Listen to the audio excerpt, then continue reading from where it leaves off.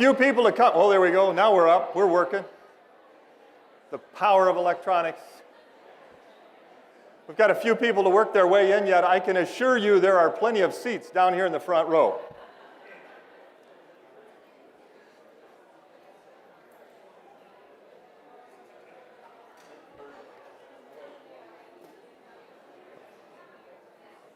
Yeah, you can come on down. The wings are open. The front rows, a few down here that aren't front row seats. So.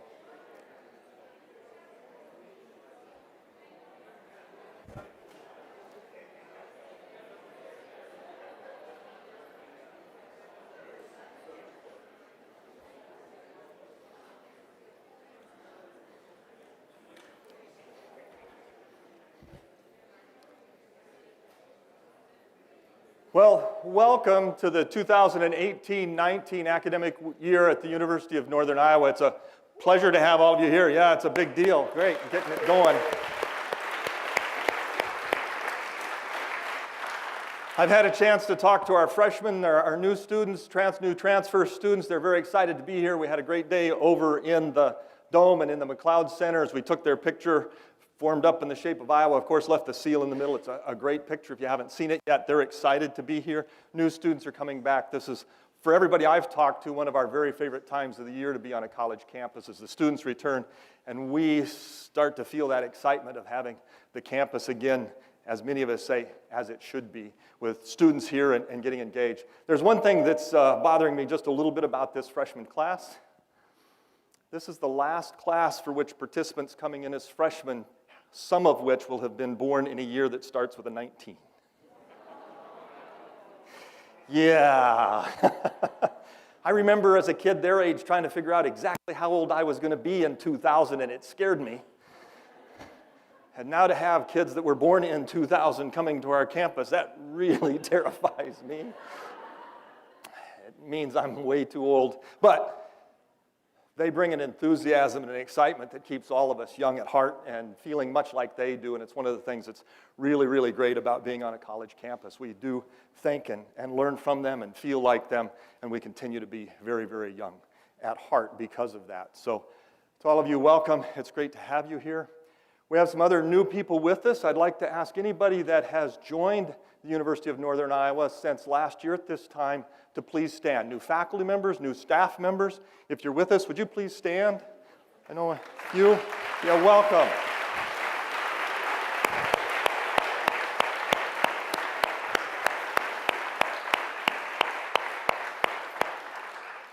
It's great to have you with us. I hope you all find a mentor on this campus, someone that can help you understand what this culture means, but I also want to thank you for bringing your culture with you. The things that you bring to this campus will change us, maybe in a small way, maybe in a big way, but it will ultimately make us better. Help us continue to focus on our real, most important mission, and that's the success of our students. And I'll be talking about that quite a little bit today. The success of our students. I often say that we are not a student-centered organization, and many people kind of wrinkle their faces up. We instead are an organization focused on the success of our students, and there is a very, very big difference. We are here to set the bar high and to help students get over that bar, to make sure they get over it, whether we're faculty members or staff members, doesn't matter. It's about the success of our students. It's not simply about passing them along and getting them to a degree that doesn't have any meaning to it. It's about getting them to a degree that has a lot of meaning to it. That bar is set high not because we want to filter some out, but because we want the students to be successful in their professional goals, and that only happens if they've been successful in meeting educational goals of the highest standard. That's what our faculty and our staff are dedicated to, and it is what has really drawn me to this institution, and I know is what has drawn many of you to this institution as well. So, new faculty and staff, thank you for joining us. Welcome to a great institution. We want to learn from you. We know you're going to learn from us as well, so welcome. With that,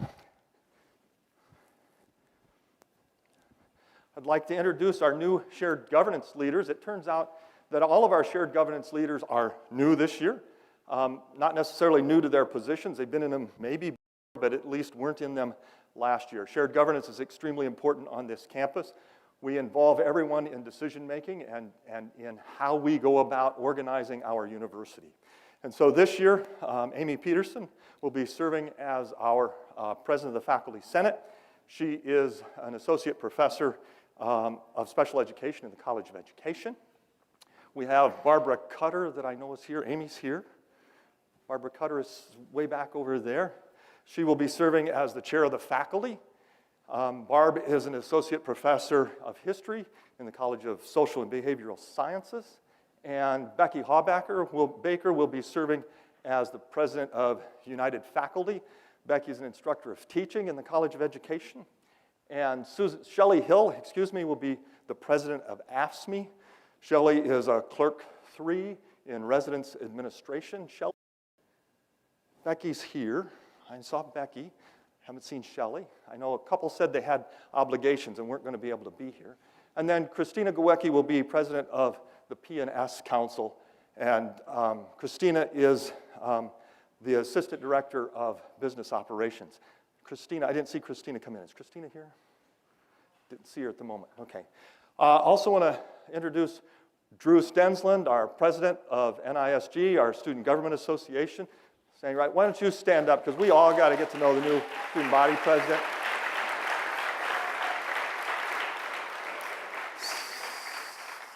And sitting next to him is Kristen Ahart, his vice president as well. So it's good to have both of them here with us today. They're going to have a tremendous impact on our campus. They've got several projects that they're moving forward already and working with all of us on some really cool projects and helping us get students on various committees. I also want to thank those people that were in these positions last year. This is a big lift. There's a lot of time, a lot of commitment. Sometimes the work isn't easy at all, depending on the position you're in. In almost all of these, there are difficult times. And so to those that have held those positions, let's see if I can get them all right. Past Faculty Senate Chair was Michael Walter that was here. I saw him around. Past Chair of the Faculty, Tim Kidd. United Faculty President, Joe Gorton. President of AFSCME was Susie Baker. President of P&S Council, J.C. Last. And our former President of NISG, Jamal White. To all of you, thank you very much for the commitment of your time to this university.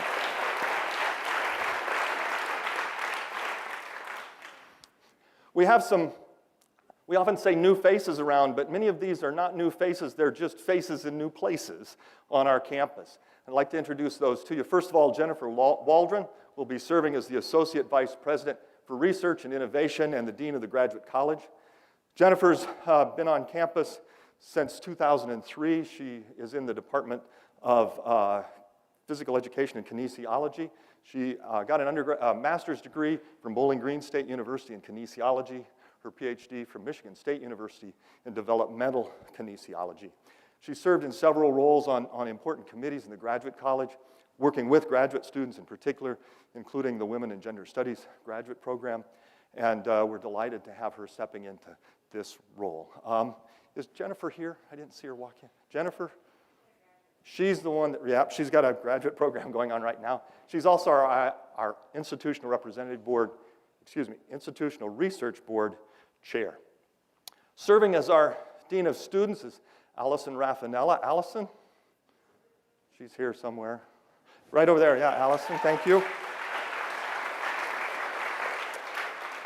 Allison has been the Assistant Dean of Students for some time. She joined the university in 2014. Her undergraduate degree is from Indiana University and a master's degree from Ball State. Undergraduate degree in journalism, master's degree is in student affairs, administration, and higher education. Catherine Martin, a longtime member of this university. Catherine, are you here? Yeah, she's right back there. Probably everybody on campus knows Catherine.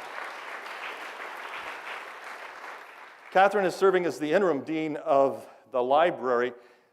Catherine joined the university in 1982 and received her AB degree from Rutgers in history and 2 master's degrees from the University of North Carolina at Chapel Hill. One of those, of course, in library science, and the other one in American history.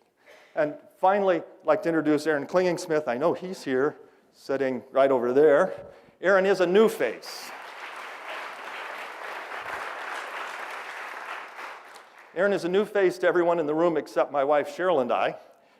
Aaron is coming in as our interim director of university relations and communications. Aaron served as the director of university relations and communication at Montana State University in Billings. If that sounds familiar, that's where I was last. And yes, we worked together for quite a little bit there. As we had a position open in interim director, Aaron was available, and he's willing to work with us for a little bit until we can get our full-time director in place. Aaron isn't willing to be with us long-term. His wife has a really great job down in Phoenix. He loves what we're doing, kind of wishes he could stay. He's seen so many great things going on here. He'd love to be a part of it. But he has other commitments to the Southwest that involve some nieces and nephews and things of that sort, as well as a wife. So we're not going to try to bust that up at all. But Aaron, thank you for joining us. It's a pleasure to have you working with us at this time. So we have this incredible new strategic plan with a mission and a vision. And I want to look at some of the successes that, in particular, our students, both current and former students, our alumni, have accomplished in this past year. So as we look to achieving our vision through student success. I want to start with a story of Liz Sweet and talk about personalized attention to our students. Is Tom Davis here? Tom? I didn't let Tom know I was going to talk about him, so I apologize to Tom. He's teaching at 4:30. All right, so hopefully he's watching online. Tom, sorry about this. Tom is a professor in health promotions and education. And Liz Sweet graduated from North Iowa Community College in 2016. At that time, she had a son who was soon to be 2 years old, and she was engaged to her fiance, the father of that small child, and they were to be married within the year. That summer, her husband, her fiance, was tragically killed in a car accident. She had already applied and been accepted to the program here and was going to get her degree in education from us. Her world, of course, was turned upside down. Fortunately, she had a great support network. She lives in Charles City. Her mother, other people around her, of course, supported her, but she wasn't sure about what her next steps would be. And she sent Tom a note ahead of time about what had just happened, the situation and circumstances that she found herself in, and then came to meet him on campus for a transfer student orientation. As she walked into the room, the first thing Tom said to her was, "How can I help? How can I make a difference? What do you need now so that you can achieve your goals?" Liz has reflected on that for the 2 years that she's been a student of ours. She was able to enroll that fall, started classes. She finished all of her classes this spring in 2 years. Spent this summer at PDCM Insurance on an internship, and I think, I've got to check with Joyce Morrow, but she may be our newest alum once she finished that internship. Just have to get that done. But she credits Tom and his amazing outreach and asking a simple question that epitomizes the way this university works. People talk about Iowa Nice a lot, and I say Iowa Nice doesn't exist. What exists is Iowa kindness. Nice is on the surface. Kindness comes from the heart. Kindness asks, what can I do to help you? It doesn't just smile and shake your hand. It makes a difference in your life the way Tom Davis made a difference in Liz Sweet's life, the way all of you make a difference in students' lives every day that we're together with them. So, Tom, you're out there. Thanks very much for making a difference in Liz's life, helping her achieve this goal. It'll mean the world not only to her, but to her son and her entire family. So, we also work very hard at providing a very diverse place for our students and make sure that we're not just diverse, but we're inclusive, that we give every student, regardless of their background, regardless of their race, regardless of their religion, regardless of their abilities, an equitable chance to be successful and give them equitable services to be successful. Talk about two students who have been extremely successful on our campus. One, Laura Lopez, who's a senior global marketing major in the College of Business. She had a global banking internship this year with Bankers Trust. It was a very successful internship for her. In fact, her supervisor posted her internship on LinkedIn. That's how I found out about her, all right, is a LinkedIn thing from her supervisor about what an incredible student she was. But Laura is also involved in various activities, not only here at the University of Northern Iowa in the Cedar Valley, but she also volunteers with the Des Moines Area Community College, and she's very involved in Latinos Unidos of Iowa, an organization that helps Latinos across the state of Iowa be successful, but especially in reaching their educational goals, helping to raise funds so that students can go to school and have the things that they need to reach those educational and professional goals. Shaylin Taylor is a sophomore in communications and public relations and had an internship this year with the African American Museum, which is in Cedar Rapids. She had a wonderful time there working on some educational programs, working on some marketing materials, just about anything that they needed to have done. One of the projects that she was working on there, has been working on, will open up here in September, about a month, a couple of weeks. And it's called Journey to Freedom. It's an interactive program where students, any visitor, can see what it was like and to participate as a runaway slave in the Underground Railroad, to really try to relive what it was like for these people to escape slavery in the Deep South. An incredible program. I haven't seen it yet, but I'm looking forward to it coming out and the opportunities to see what Shaylin and her colleagues have put together at the African American Museum of Iowa. I got a chance to know both Leah and Megan this year. They are masters, both graduated with master's degrees in music, vocal performance. They're both opera singers. Both will be very shortly opera stars. And I don't say that because I know anything about opera. My wife has told me they will be, but I say that because of what they have been able to do this past year. Leah Lensing this year competed in the Houston Symphony's Eleanor McCullum competition for young artists and won it and received $10,000. And the concert of arias that was put on by all of the students that were participating in this was live streamed. And I think I was sitting in a hotel in DC when it was on. It might have been Dallas. I'm really not sure about this past year, but I was sitting in a hotel in one of those two cities and watched it, and she did a remarkable job. And while it was going on, you could vote for the People's Choice Award, right? She also won the People's Choice Award at that event, which was voted on live as they were performing. So an amazing talent, going off to do great things. Megan Gray, you may recognize that name. Her father is a faculty member in the biology department, Mark Gray. But anthropology, thank you for the correction. Thank you. Mark's in anthropology. Mark saw me this summer, so he's going to come and talk to me a little bit later, I'm sure. We talked a little bit about Megan. Megan competed in the Metropolitan Opera's Young Artist Series and finished as a grand finalist in that and has been invited and is participating in their Lindemann Young Artist Development Program as we speak.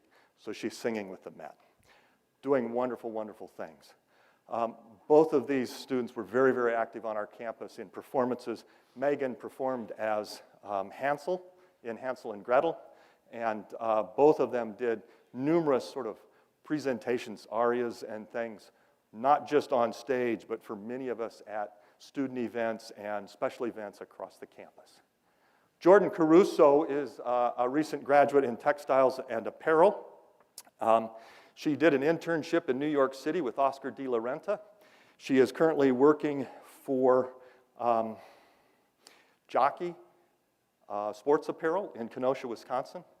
While she was here, besides the opportunity to do an internship with Oscar de la Renta, she was contacted by, the department was contacted by the mayor of Waterloo, Quentin Hart, one of our alums, who was celebrating the 100th anniversary of the patenting of the clip-on bow tie. Paying attention, Andrew? Okay. Oh yeah, he only wears real ones, I'm sorry. But Quentin Hart is a bow tie fan, and the clip-on bow tie was invented here in Waterloo. So Quentin wanted to celebrate it, and he asked for bow ties to be created, and Jordan put together the design for the bow ties that were used during that event. She was asked to put these together. So she designed the fabric and then how to put it together and created all the bow ties for that very special event. Jordan is like many of our students. It's great to talk about all the things that she's done in her major and the things she's done there, but she was also a counselor for UNI's hip hop camp, and she is one of our STEM ambassadors and works with students across the valley and throughout the state in helping develop STEM and STEM education, science, technology, engineering, mathematics, across the state of Iowa as well. So an extremely dedicated, talented young woman who gives of herself to many, many other events, like many of our other students. Cody Wilson is an example of what happens when we take time away from sort of the classroom teaching, get involved in our scholarship, get involved in our creative endeavors, get involved in the things that are about our discipline. Cody got an opportunity to work on undergraduate research while he was here in the physics department. As you can see, he's now the director of R&D for Passport Systems in Maryland.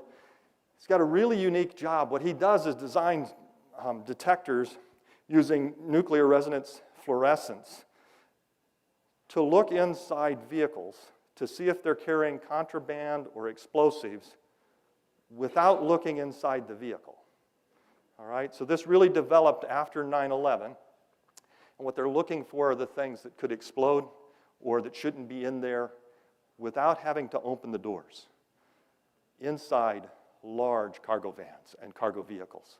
Really impressive work that they're working on.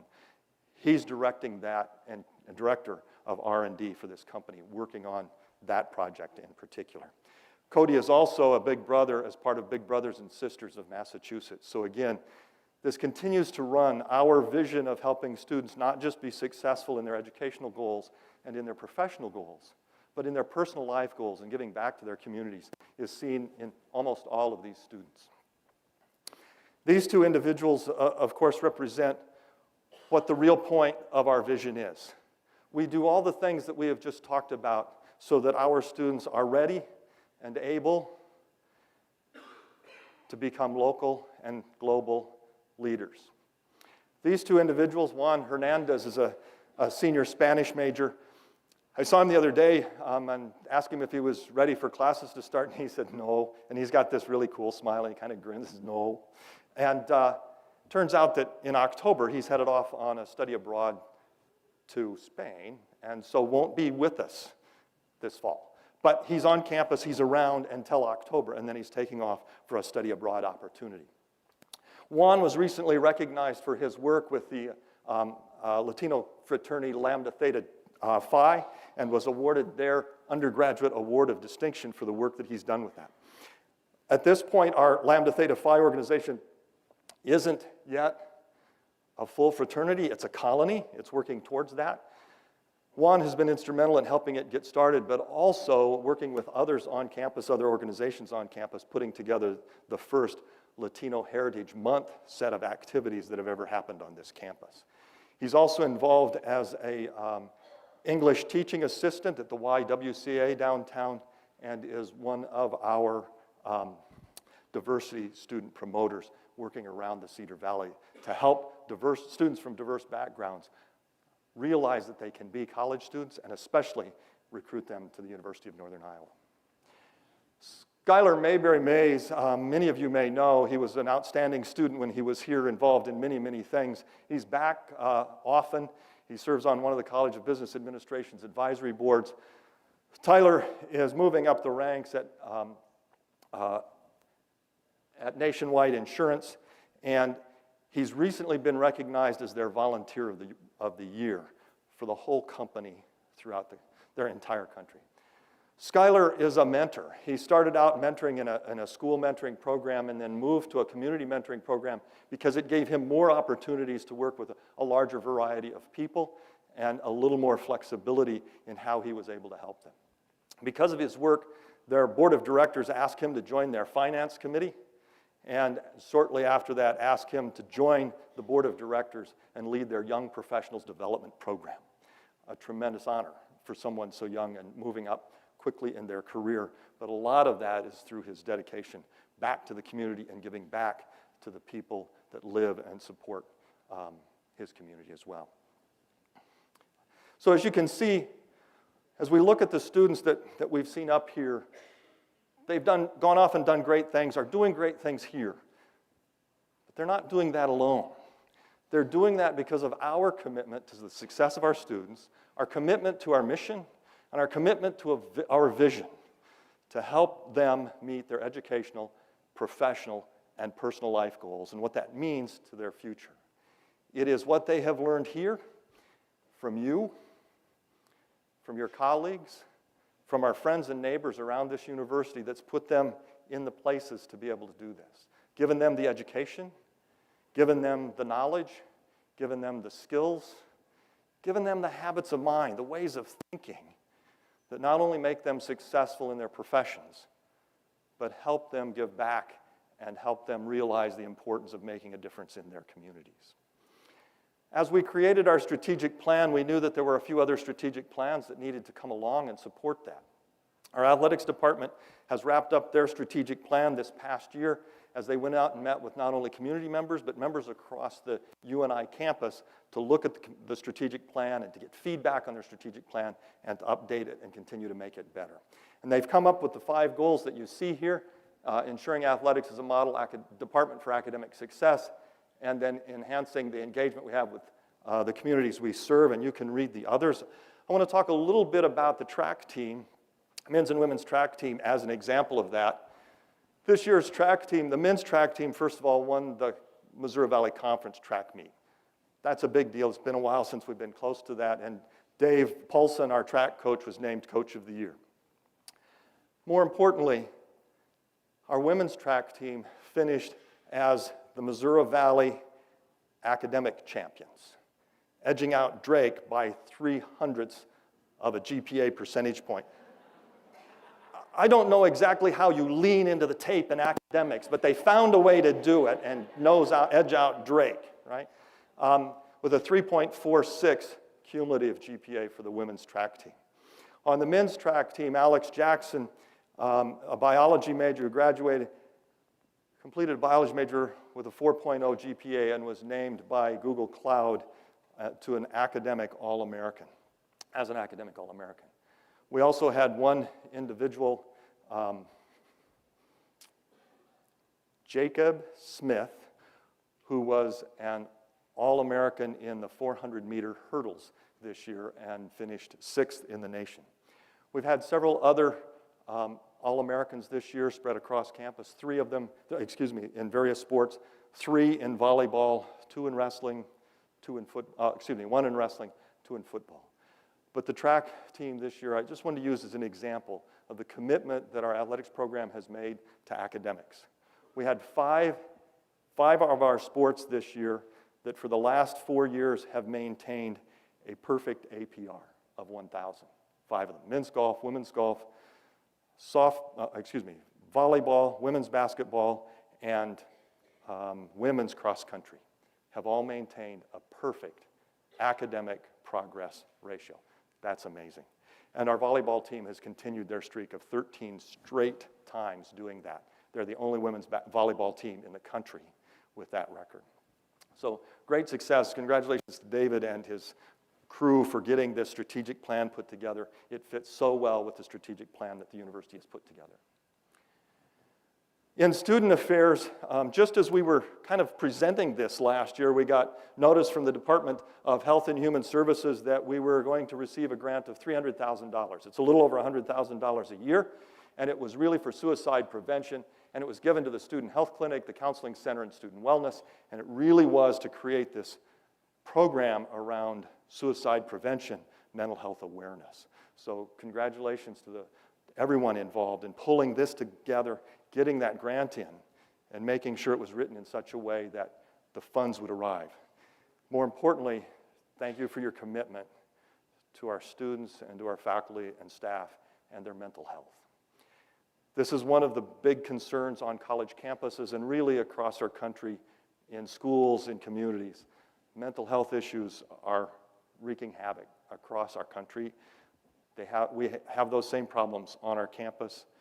we are at least one of the organizations, one of the campuses that's really stepping up and being proactive and putting in place ways that we can help students that are facing depression, other mental health issues, and are contemplating suicide, and putting resources in place for them and finding ways to help them make healthier choices and live a healthier life. It is a very difficult conversation to enter. It's a very, very difficult problem to take on.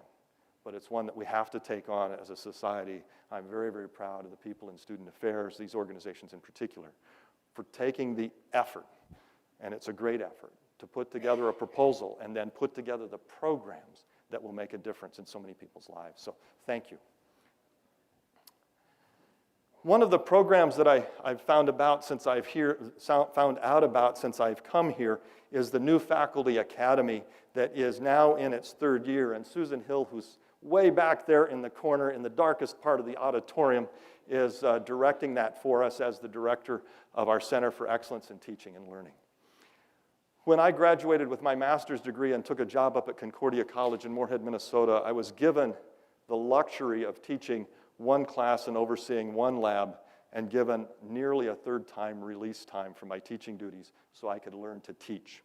And I was paired with two senior faculty members who really were two of the best in teaching physics and science at that institution.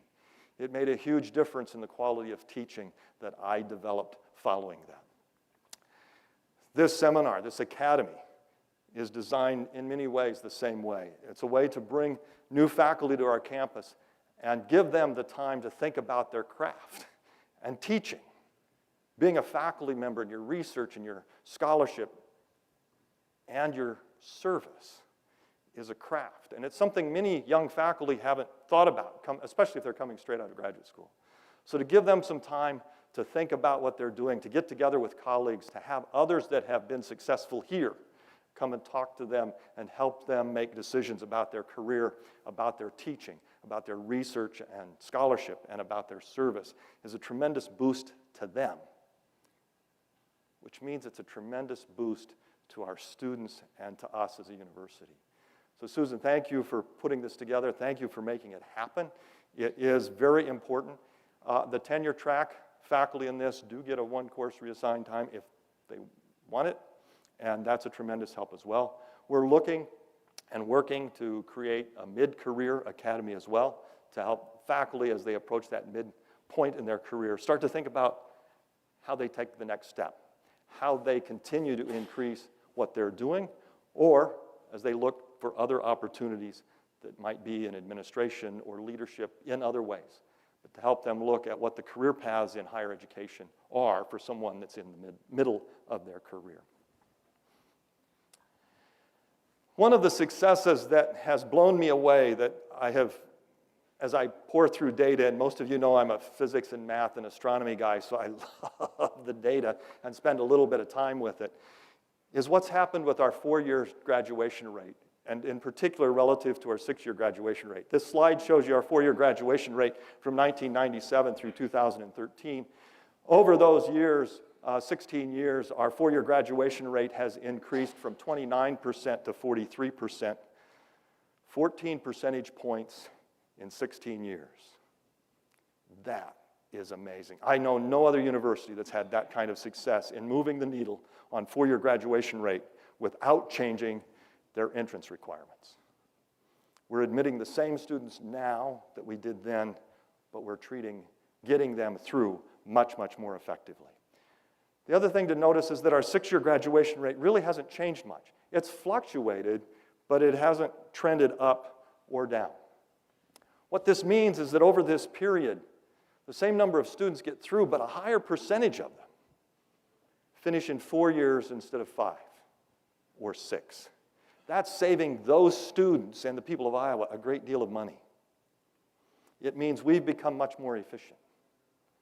It's hurt our enrollment. But I'll take that, okay?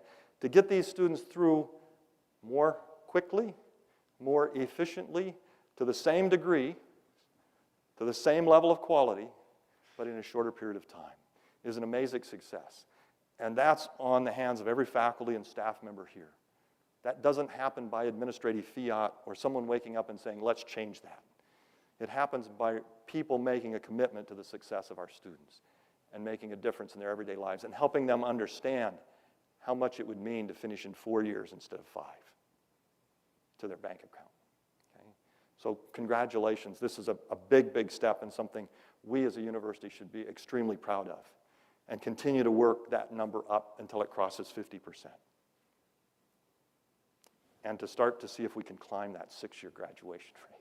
All right? See if we can get it up a little too. This past year, we've had a pretty successful year.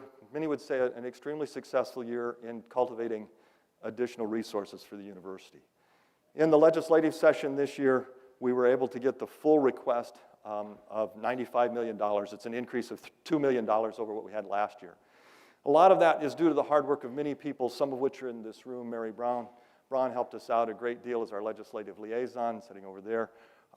Andrew was also very engaged in this and putting materials together. And our student body was incredibly active this year in getting down to the legislature and lobbying various legislators on this. I don't think a week went by that we didn't have at least 5 students down there for a day in their purple polos, going off and visiting with their specific legislator as well as legislative leaders who would be involved in the decision. And when important votes were being taken in either the House or the Senate, setting up in the gallery, in the balcony, in the front row, leaning out over the balcony so they can see all those purple shirts. It was amazing to see the work that our students did in helping with this effort. We spent a lot of time last summer meeting with legislators across this state, working on this particular project and to try to get those state resources here. So we have $95 million in state appropriation this year. We did not see a rescission, which was handed to the other 2 institutions in the state, and then we saw an addition to our budget. So we were up a true $2 million over last year. We also had a private fundraising increase by $3.8 million, as you can see, and this year topped $22.8 million. Some of those are pledges, some of those are actual gifts, cash in hand, but it is an increase from a little over $19 million the year before. We've also seen our Panther Scholarship Club raised a record of $1.5 million. In the past, we'd been a little over $1 million, but we weren't really close to 1.5 in the past. So this is remarkable work that Nathan in particular did. Nathan Christensen led the push to get us to 1.5. We also had a record number of donors to that program. And then finally, our Schindler Education Building was named, received LEED Gold status this year. And it received LEED Gold status for the way it was designed, but that design has saved the university $180,000+ in annual energy costs because of what we put in that building, a 55% reduction in the energy cost in that building. So great things happen when you really step back and think, what can we do to help us save some energy? All this says that we have in place a different set of resources than we had the previous year when we look at our state funding and we look at the savings that we have and we look at the private funds that we have available as well. As we think about all of those successes, it's important, though, for us to turn and think about what happens next. What do we need to be doing now so that we remain a high-quality education? We keep moving forward. Where are we going to be 7 years from now when we reach our sesquicentennial? And what do we need to do to make sure that during those 8 years, we have laid the foundation for the 40 years that follow? And not simply take care of business today. Higher education is changing. Higher education is changing rapidly. And we need to think about where do we need to be 30 years from now. And we need to take those steps now and lay that foundation so that in 30 years, this institution is as healthy, as viable, and as successful as we see we are at the moment. So let's look at a few things. First of all, I want to talk just a little bit about budget.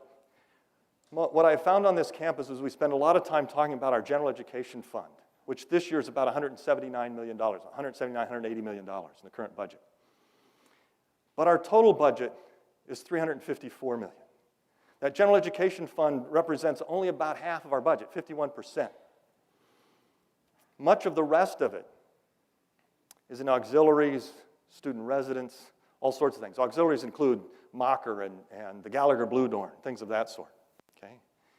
It's in sponsored programs. It's in athletics. This is the revenue that's raised by each of these organizations, not including their revenue from the General Education Fund. Okay? Some of them get some sources from that. Okay? It's a big budget. I want you to look at this a little bit, though. Everything except the yellow, the blue, and the green are impacted by enrollment.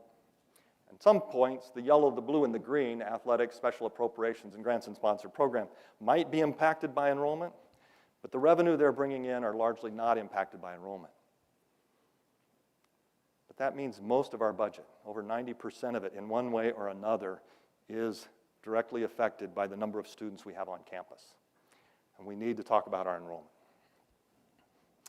So this is our enrollment history going back to 1967. I don't really know why I asked to go back that far. Maybe it's because that's, 50 years, and that's younger than I am, but go back 50 years and see what it's done. We've had several changes over that period of time on our campus. We've had some new buildings. We've certainly grown. We've had some program changes. We've changed some things in athletics. We've changed some things in music. We didn't have the Gallagher Blue Dorn. We didn't have the Dome. We didn't have the Curris Business Building. Lots of things. And you can see that we've been up and down a little bit. We peaked in 2001, and then we came down rather sharply down to 2006, started to rise a little bit, hit 2011, sort of peaked there at 13,168, and then we had sort of a sharp decline, and we've been declining ever since then, and we are expecting to be down again this year. We won't know the number until the 10th class day, which is the Friday before Labor Day, so we won't really have that number out for a couple of weeks, sometime after Labor Day. But we'll get that out. We know it's probably going to be down some. But what I see is that from 2011, we haven't had a positive enrollment trend. We've had a negative enrollment trend. And there are, I think, a lot of reasons for that. I think many of us know that there were certain circumstances and events on campus in the 2011, 10, 11, 11, and 12 years that did impact our enrollment. But there were several other things that happened at that same time. One of those were, several national events. We were starting to talk much more about that time about the value of higher education, in particular the four-year degree. A lot of that conversation came up because the cost of education was rising very rapidly, and student debt was rising very rapidly. In fact, it was at this time, just before this time, that we as a university decided we needed to do something about student debt. But what we were doing wasn't changing the national conversation. And the national conversation about the value of higher education started to change as student debt got high and as the cost started to climb faster than the cost of living. We also had several things happen at that time within our state. We started to talk about things like performance-based funding, which really wasn't performance-based funding. It was funding for depending on the number of students that you had from Iowa. And several of our competitors in this state got very, very aggressive at recruiting Iowa students. And it had an impact on us. And they put scholarship dollars behind it that we weren't able to match. And it has impacted our enrollment. Okay? The other thing that's happened since then is our economy has gotten good. It's gotten very hot. The one thing that you can see in our data in several different places that is our enrollment declines, the thing that's going on at the same time is the unemployment rate's falling. When the unemployment rate goes below 3%, institutions like us, in particular, have a negative impact on their enrollment because many of our students aren't really decided that they want to get a degree. They know they want to go to college, but someone offers them a pretty good job, what seems to be a pretty good job to an 18-year-old at $12 or $15 an hour, and they're still living at home and they take it, and they postpone their education. They may be back, but they're more likely to be in one of the trade schools or one of the community colleges first before they come back. All of those have impacted our enrollment in one form or another. But for all of us that are in higher education, and especially those of us that are in comprehensive universities, we face several headwinds. This national conversation regarding the value of higher education that I've already talked about is one of those. This in-state and out-of-state competition, we're all trying to grow. And the pool of students coming out of high schools is shrinking. That's the demographics of traditional college students. It has shrunk greatly since my generation, the baby boom, went through. It's continued to move down. But we've all been trying to grow, and most of the large publics have been pretty successful at that. Much of that has been at the cost of especially the comprehensive universities, Demographics are changing. I want to talk about that in a little bit. And as I mentioned, this strong economy, the low unemployment rate impacts us. What that means, the conclusion, we've got an extremely competitive market. An extremely competitive market for recruiting students. We have to be on our game.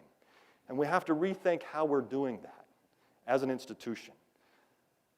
Since 2011 to today, we've continued to drop. We need to think about what we're doing. If we continue to do things the way we are, we won't change that. We need to rethink that. And we've started to do a lot of that. So let's look at some of these demographics. Here's the number of students coming out of Iowa's high schools from 1998 through 2032. Right? So those 2032 students, I think, are like kindergartners right now. They're the last ones we can really get a good handle on. So everything in the purple is known. Everything in the gold we're dreaming about. And right now, you can see that between now and 2025, we'll see about 2,400 more students coming out of our Iowa high schools. All right, that's a 6% gain. A 6% gain, if we were to grow our enrollment by 6%, we'd be a little over 12,000. That isn't where we'd like to be. We need to be bigger than that. Okay? We need to grow by about 500 students per year in our freshman class, an enrollment of 400 total. If we can grow our freshman class, transfer students by about 500 a year, we can get to our goal that you see down at the bottom that's scaring and freaking out a lot of people right now, at 13.5 by 2023. That's a big number. It's a big lift. You'll see it in a little bit, okay? It's not enough, though, to continue to take the market share that we're currently taking. We've got to increase our market share of Iowa students. We've got to be smarter. We've got to be better. And this has to be something that all of us at this university take on. And we'll address what that might mean here in a little bit. The other thing that's happening in these demographics that's really important for all of us to pay attention to is that the students who are graduating from high school are changing drastically.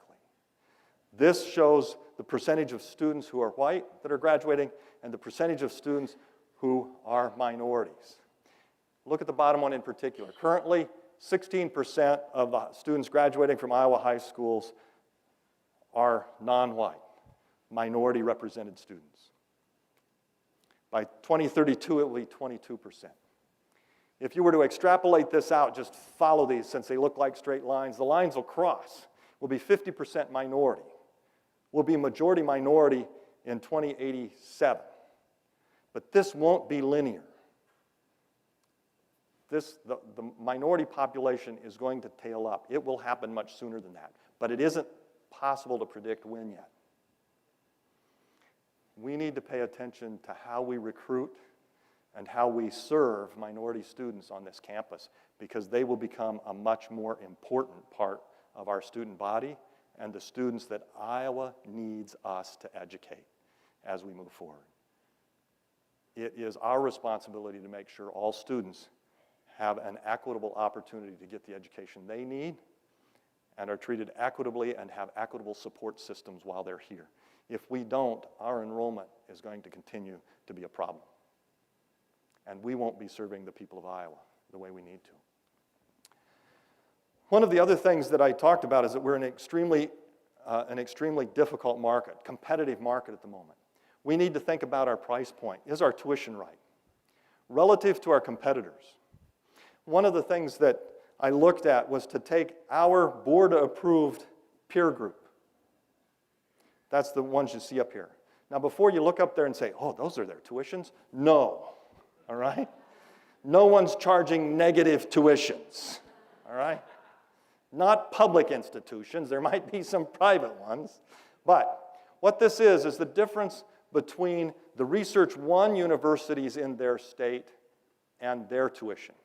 And so what this says is that for the University of Massachusetts, Dartmouth, their tuition is $2,216 less than UMass Amherst. Okay? Did that for every one of those institutions in our peer group. What you see, if you come down to the bottom, on average, we're average $2,400 below their R1s. The median is about $2,600, $2,650. Okay? We're $114 on average below ours. In reality, we're about 200 above Iowa State and about 300 below Iowa. And that's creating some problems with us in recruiting. And so we're working with the Board of Regents and others to find ways to get our tuition and fees something closer to this, so we're more competitive in recruiting and encouraging students to come here. This past year, the first step was taken on that when the Regents chose to raise Iowa State and Iowa's tuition by 3.8% while only raising ours by 2.8%. It got us $80. If we keep at that pace, we will get to $2,500 in 27 years. We need to speed that up just a little bit if this is our goal, okay? And it is our goal to get something like at least a $2,500 separation. That will help us a lot with what we need to do. Iowa and Iowa State both want to increase their tuition, and they have great reasons to do that relative to their competitors, relative to their peers. So there is an opportunity, and we're working with people both in the legislature as well as the regents to find ways to make sure that our price point, our tuition and fees, is appropriate, not just relative to Iowa and Iowa State's, but other competitors that we have. So it's very important that we look at our price point. So enrollment principles and goals. What are we doing to address this? Have we done anything? Yes. First of all, what are our principles? First, ensure quality. We can't back up on quality. We can't just let people in because we need students. That puts pressure on our classrooms. It puts pressure on us. We've got to make sure that we ensure quality of what we're offering and of the student body. We're not going to back up on that. We also want to maintain our commitment to Iowa. We're not going to just go out and look for non-resident students. Though they help our budget, we have a commitment to the state of Iowa in terms of educating the students that grew up here and making sure those students go back to work here. We are the institution that educates Iowans for Iowa. 90% of our students come from Iowa, and 80-some%, we're not sure, it changes a little bit, somewhere around 85% of those Iowa kids, when they graduate, go back to work in Iowa. But 50% of those students that come to us from out of state that graduate go to work in the state of Iowa. We are building Iowa's workforce. And that's extremely important because right now there are more job openings in this state than there are unemployed people. Think about that. More job openings than unemployed people. Forget about their skill sets. If they all filled a job, we'd still have job openings. That's not a good situation for a state to be in. We happen to be a good recruiter for people into this state as an institution. We're also important because of what we do for the quality of life here in the Valley in getting people to say we want to come to Iowa and in particular to Cedar Falls and Waterloo. We're going to increase the number of Iowa students who transfer. We've created a community college outreach program that's being led by Kristen Mosier and Kristen Woods to reach out to the community colleges, make sure we have better articulation agreements, make sure we're getting faculty at the community colleges and here to talk to each other so we create a better relationship. We know that if the relationships are good, we're much more likely to get students to transfer here. The community college presidents a year ago this past spring met on this campus and were clear in their message to me and the leadership that met with them. They believe that UNI is the best choice for most of their students as a transfer institution because they're coming from institutions with small class sizes and faculty and courses taught by faculty. And they see that here in a way they don't see anywhere else. And they'd love to have their students come here. But it means that we need to work on those linkages and make sure those students and those faculty know what we're doing and that the transition and the transfer will go well for those students.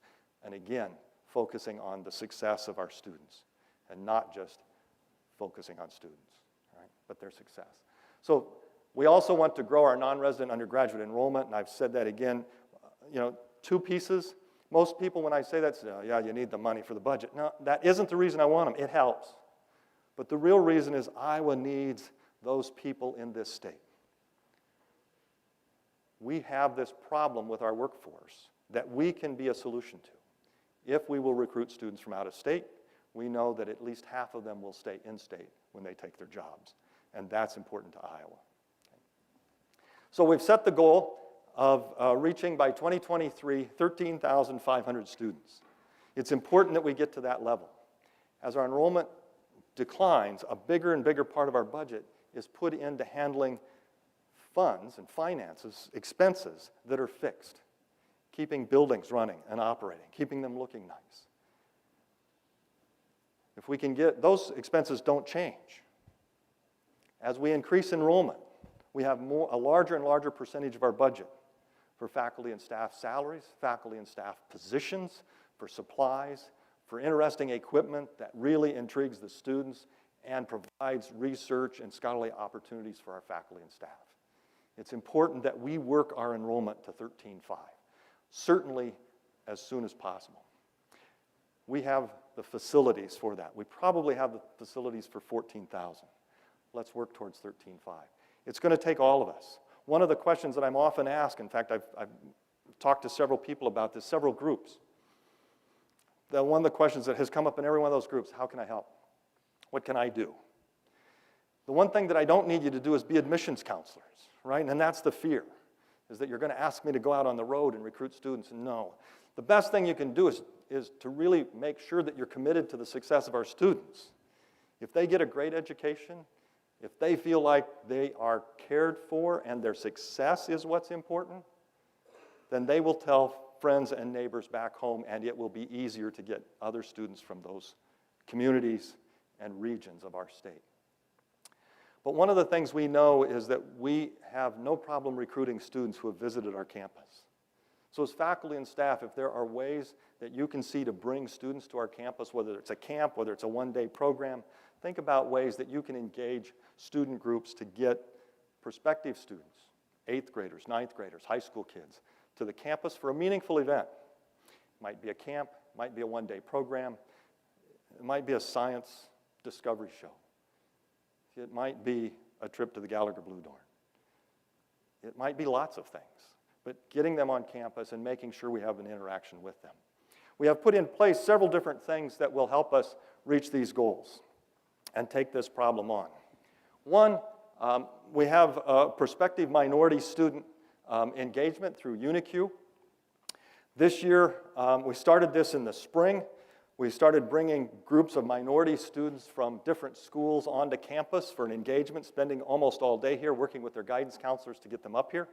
It's been remarkable. We've had some of those students apply already. We started in the spring. It was really kind of late. We expect this next year as the year we'll really see something come from that. We already have more than 2,100 students scheduled to be on this campus, part of this program. They're sophomores, they're juniors, and they're seniors. They're all minority students. Robert Smith and Jonathan Cox have been very active in putting this together with their colleagues in UNIQ. We also have the Community College Outreach Program that I talked about a little bit ago that Kristen Mosier and Kristen Woods are working on, developing our outreach program. We're implementing this constituent relationship management software, or CRM. I know this is a software program that many people kind of raise an eyebrow about. It's a tool, and it's nothing more than a tool. And it's no better than our application of that tool. But it has the opportunity and the possibility and the capability to make a huge difference on this campus, because it will allow us not only to track our interaction with students, but to put in place interactions that intensify our connection and contact with those students from the time we first engage them, whether they're freshmen or sophomores or juniors or seniors. The CRM had sort of a soft go live, soft launch, June 7th of this year. It's already active. We're already putting out information, we call them journeys, to students that we have in this database. Before, as students came in, oftentimes if they came in for a camp or a program, someone had a spreadsheet with their contact information in it. If admissions wanted to see them, they may not even know that they were on campus, but they might be able to get the spreadsheet. But then they had to move that material over, and they didn't necessarily have all the information they need. Much of this information was on several different spreadsheets in several different departments instead of one location. This will help all of us connect with potential students, current students, and students once they become alumni, and those students who have stepped out or dropped out at some point. We have more modules to add to this and to bring up and to actually make work. But those universities that are growing the fastest right now in our state implemented this a few years, implemented a CRM in a constructive way and got people to understand what they needed to do to interact with it to make a difference in recruiting the next class. So it's important that we not just put this up, but that we realize it's an important tool that we all need to engage with. We all will be working with and understanding and making sure when we have students, prospective students on campus, that we're getting that information into the CRM. You will be hearing more about it this year in particular as it's rolled out and how you can engage with it and the difference that you can make. One of the things that we really need to work on is marketing and branding, and we've done two things here, a marketing and reputation team, marketing and branding team, and then moving towards integrated communications and marketing. We sent a group of 8 people this past spring to Denver, Colorado, to a CASE workshop on marketing and branding in higher education and marketing and branding for enrollment. They've come back. The request was that they would be able to put together for us a marketing and branding program moving forward. We don't have that in place yet. They're still working on it. But with the new director, we're making some really great strides in putting that together. We're also moving to an integrated marketing and communications format. Instead of working with just projects coming in and things going out, trying to integrate all of our messaging, from admissions to our public relations, to our branding, to our marketing, getting them all aligned so that we're telling a consistent story and we're telling a story that follows a storyline instead of being a series of things that come out at random times of the year. A real step forward, I think. We're also enhancing our out-of-state efforts, especially in Minnesota and Illinois, to recruit in those areas. We've put together some commercials for the state of Minnesota where we use alums that are in that state to tell their story, their UNI story. One of those is Kip Elliott, the CFO of the Twins, put together a remarkable commercial about what his time at UNI meant and how it prepared him for the future that he has. Another is the CFO of Summit Brewing, a young woman who came here and has had a remarkable career as well. We're also working, as I mentioned a little earlier, on getting our tuition and net price at the right place. I can't emphasize enough how important our enrollment is. It amounts to nearly 50% of our general fund budget. It does make a difference in what we're able to do in meeting the needs of our students. We do a remarkable job, but it will be easier to manage that budget if we can get our enrollment up around over 12, around 13, 13.5. It makes it much easier to hire faculty, makes it much easier to look at compensation packages, complete compensation packages, and make sure they're as competitive as they can possibly be so that we're recruiting the best faculty for this university. So it is something that we all need to pay attention to because it impacts all of us as we look at our future and where we're going. So a couple of other things that we need to do this year, some big projects, heavy lifts that we've got going on. Just a list of them here are HLC accreditation. We've got a reaffirmation coming up in 2 years. Revising our general education curriculum, working with our strategic plan, and then looking at a future-oriented vision. And let's look at each of these rather quickly. I know I'm running a little longer than I wanted to, but first of all, HLC planning. This is perhaps as important an item as we have on the list. We need to be accredited. We have never really had a big issue with accreditation. We have been told, though, that our general education program is not as accessible as they would like to see, and we're currently in the process of putting together the documents. We're in year 8 of a 10-year process. These next 2 years, this year and next year, are important in preparing those documents, reviewing those documents, and getting them submitted to the HLC. And then in 2021, we will have our visit. We have the team put together. They're working through the development of these documents. They'll be working across the campus to pull these together. Scott Peters and Christian Mosier are leading this effort, the co-chairs for our HLC team, pulling together the documents, pulling together the information, putting together the report.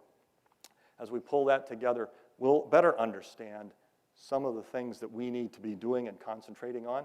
We'll have the site visit and kind of go from there as we receive our accreditation from HLC. This is always a big lift for a campus, the final 2 years of an HLC process. We're in those 2 years. It's going to take a lot of time and effort, but it's important work for us, and it helps us see where we're at and some of the things that we need to work on. The general education revision has been a faculty-driven process from the beginning, and last year there were several items associated with that moved through Faculty Senate and were approved. We're way down the road on that. There's a lot of work left to be done to get that program up, and the key point is not just to change it, but to make sure that we create a general education program, first and foremost, that serves the needs of our students. Again, that means making sure that they get the education they need to be successful when they leave. But that program must be accessible. We must be accountable to students and to others and be able to say, this program actually does the things that we claim it does. And HLC has told us a couple of times that our current program isn't accessible. It could be high quality, but we can't really show that in the assessment mechanisms that we have. We have, this past year, built a stronger shared governance system, or at least been trying to. As the Chapter 20 changes occurred, there were some things that we needed to do and to put in place because we would no longer be bargaining things like benefits. And so last year, kind of at the end of the year, we created 3 advisory groups, one on budget, which has members from across the community, across the campus, one on non-retirement benefits, and then one on retirement benefits, specifically to talk about and to share information and ideas about each of these so that good decisions about our benefits and about our budget can be made. We've also created a faculty handbook committee. This is a little bit older. It started about February of 2017, almost immediately when I got here. That's about the time we knew we were going to need something like that because what was the CBA and all the things that were in a collective bargaining agreement weren't going to be in there. We needed to get that into a faculty handbook. And yeoman's work has been done on this to get the first faculty handbook put together and then to put a committee in place to continue to update it and look at what needs to be done going forward. So we have tried to strengthen the communication between administration in a shared governance way as some of these changes have come about. We have continued to advance our strategic plan.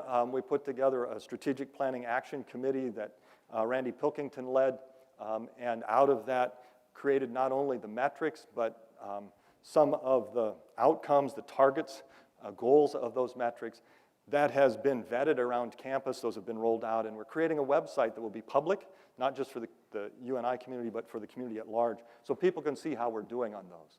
The civic action plan has been put together. Julianne Gassman in particular has had a leadership role in this and creating a plan that is about providing not just students, but faculty and staff, co-curricular activities, ways to engage outside of the campus and are simply in our classes. The sorts of things that you saw Skylar involved in, and so many of those students that we talked about as we opened the program. We have started to create a vision for the university. We have a vision statement, but it doesn't say it says what we do and what our goals are, but it doesn't say what our university needs to look like. What are the programs? What are the things we need to be working on? How do we need to be organized? Not for now, but for our future, because higher education is changing. John Gardner made this statement at a symposium I was at. The colleges and university were designed for students who don't now predominate. It wasn't designed for our current students.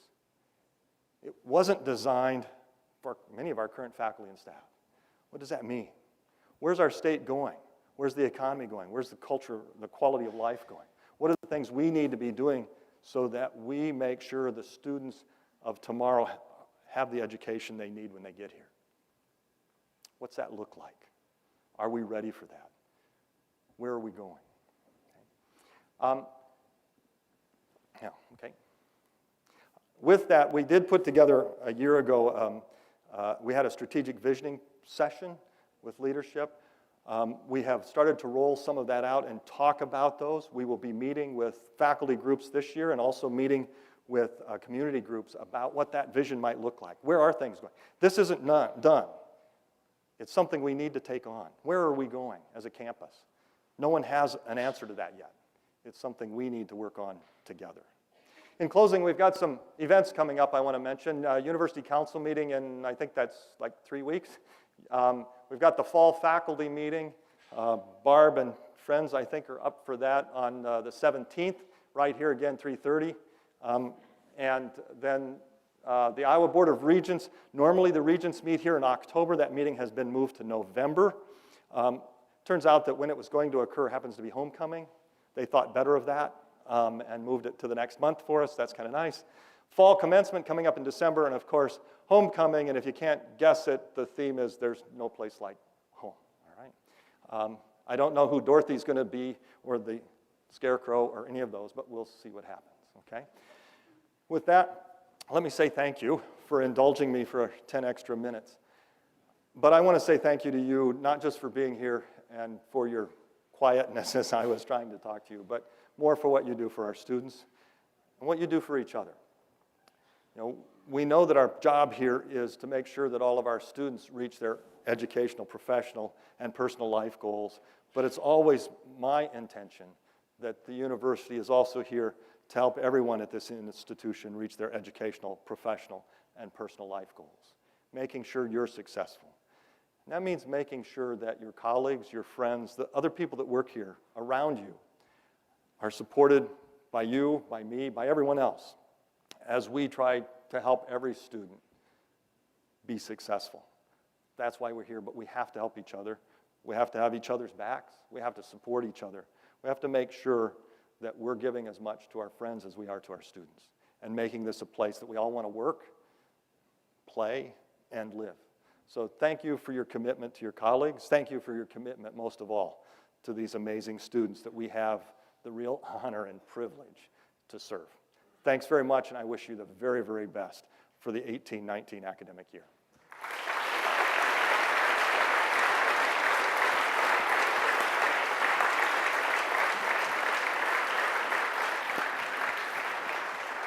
Now, before you all leave,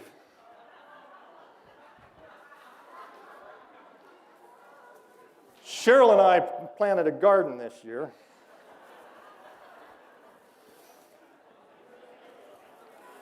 And we planted just 4 cucumber plants, and they've produced more than 200 cucumbers. So help yourself.